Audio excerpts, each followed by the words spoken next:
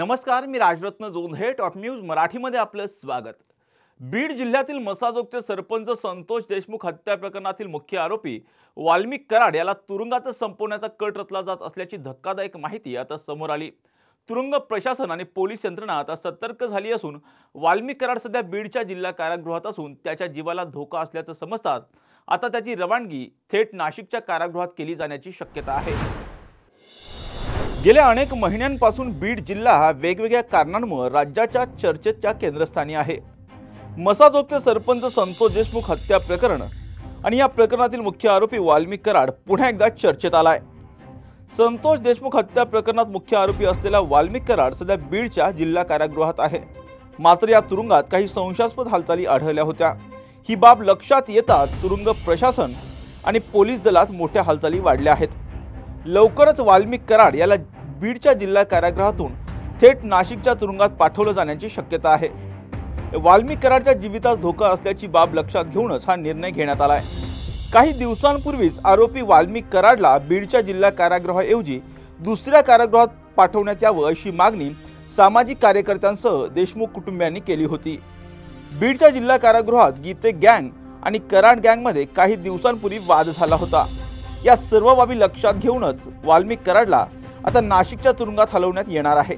संतोष देशमुख हत्या प्रकरणातील मुख्य सूत्रधार वाल्मिक कराड, सुदर्शन घुले, प्रतीक घुले, जयराम साठे, सुधीर सांगे आणि महेश केदार हे आरोपी बीडच्या जिल्हा कारागृहात आहेत आणि त्यापैकीच वाल्मिक कराडला आता नाशिकच्या जिल्हा कारागृहात हलवण्यात येणार असल्याची माहिती समोर आली.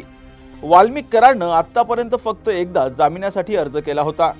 14 जानेवारी 2025 रोजी न्यायालयीन कोठडी मिळाल्यानंतर त्याच दिवशी त्याच्या वकिलांनी खंडणी प्रकरणात जामीन अर्ज दाखल केला होता. मात्र नियोजित सुनावणीपूर्वीच हा अर्ज मागे घेण्यात आला. वाल्मिक कराड विरोधात आता एक जुनी ऑडिओ क्लिप आणि पंचतारांकित हॉटेलमधील फोटो आता व्हायरल झालेत. ऑडिओ क्लिपमध्ये तो एका दलित कुटुंबावर अपमानास्पद भाषेत बोलताना ऐकायला मिळतोय.